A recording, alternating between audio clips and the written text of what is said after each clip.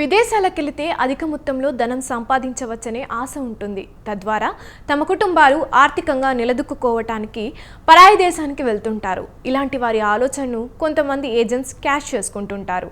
తీరా అక్కడకు వెళ్ళాక ఆ కష్టాలు చూశాక మళ్ళీ దేశానికి వద్దామనుకుంటే ఏజెంట్లు పట్టించుకోకుండా మోసం చేస్తారు. కానీ ఇలా పరాయి దేశానికి వెళ్ళిన వారి ఆర్తనాదాలను సమాచారం రంగంలో అగ్రగామిగా నిలుస్తున్న స్వతంత్ర ఛానల్ పట్టించుకుంది. తద్వారా వారు తిరిగి తమ స్వదేశానికి చేరుకున్నారు. ఎవరు వారు, వారి కథ ఏంటి? స్పెషల్ స్టోరీ ఇప్పుడు చూద్దాం.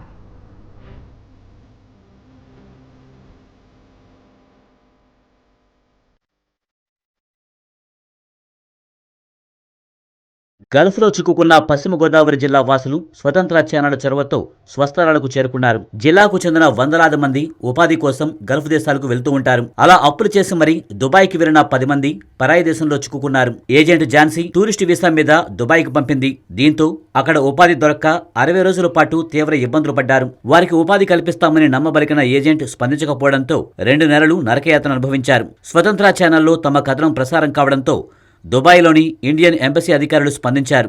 బాధితులు తిరిగి ఇండియాకు వెళ్లేందుకు అనుమతించారు.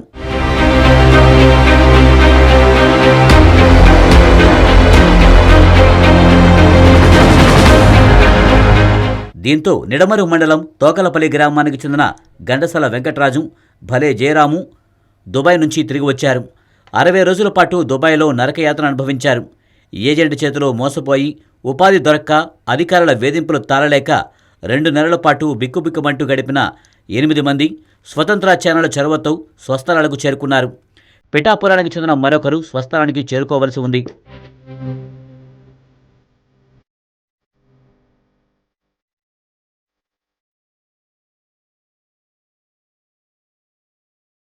దుబాయ్లో తాము పడుతున్న ఇబ్బందులను వివరిస్తూ ఇండియాకు వీడియో పంపారు బాధితులు. ఏజెంట్ చేతిలో మోసపోయి పరాయి దేశంలో పడుతున్న బాధలను స్వతంత్ర న్యూస్ ప్రపంచానికి చూపించింది. వాళ్ళ కుటుంబ సభ్యుల ఆవేదనను ప్రభుత్వం దృష్టికి తీసుకువెళ్లింది. దీంతో దుబాయ్లో ఇండియన్ ఎంబసీ స్పందించింది. తిరిగి వారు ఇండియా వచ్చేందుకు సహకరించింది.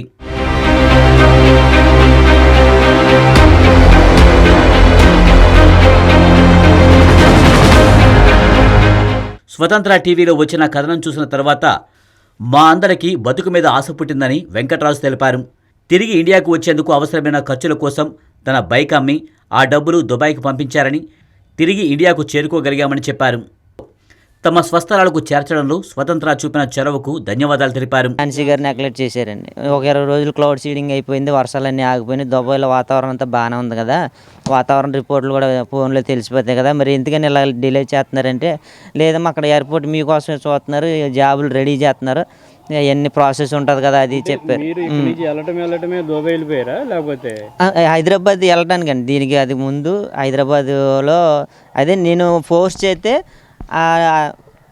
కరెక్ట్గా 4 రోజులకి అర్ధరాత్రి 11:30-12 ఆ ప్రాంతంలో నేను ఇలాగ ఏంటంటే ఇలా లేట్ అవుతుంది, మరి ఏంటి విషయం, ఇలాగ మరి ఎందుకు ఇలా కొద్దిగా ఇబ్బంది పడుతున్నారు, ఏమన్నా మీరు పంపలేకపోతే అమౌంట్ ఇచ్చేయండి అంటే, లేదమ్మా పంపిస్తాను, మీకు నైట్కి టికెట్ ఉంది వచ్చేయండి అని చెప్పేసి 12:30 ప్రాంతంలో మీరు తెల్లారి గంటలకల్లా హైదరాబాద్లో ఉండాలని చెప్పారండి. ఇంత కష్టపడి బాధలు పడి అక్కడ మేము అందరం 10 మంది మీద ఒక వీడియోని తీయడం జరిగింది. ఆ వీడియో మా ఫ్యామిలీ వాళ్ళకి పంపించడం జరిగింది. ఆ వీడియో పంపించి మేము పెట్టిన తర్వాత మా స్వతంత్ర టీవీ వాళ్ళు మమ్మల్ని కొంత సేవ్ చేద్దామన్న విధంగా వచ్చి మా ఫ్యామిలీ వాళ్ళతో గట్రా మాట్లాడి, మా ఊరు వచ్చి మా ఫ్యామిలీ వాళ్ళతో మాట్లాడి మేము తగిన చర్య మేము తీసుకుంటామని చెప్పి వాళ్ళు భరోసా ఇచ్చారని చెప్పి ఇలాగని మా ఫ్యామిలీకి చెప్పడం జరిగింది.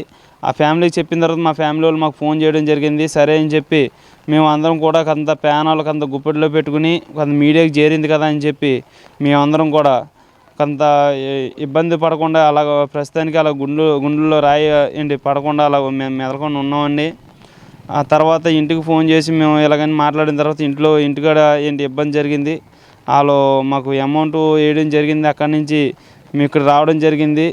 తర్వాత ఏంటంటే ముఖ్యంగా మీకు చెప్పేది ఏంటంటే, ఆవిడ మమ్మల్ని రెస్పాండ్ అవ్వలేదు. తర్వాత స్వతంత్ర టీవీ వాళ్ళు మీకు వీడియో తీసి ఇదంతా వైరల్ చేయడం జరిగింది. చేసిన తర్వాత కూడా ఆవిడ పోలీస్ వాళ్ళు ఏం చేస్తారు, మీడియా వాళ్ళు ఏం చేస్తారు అన్న ధైర్యంతో మాకు వాయిస్ మెసేజ్ పెట్టడం జరిగింది.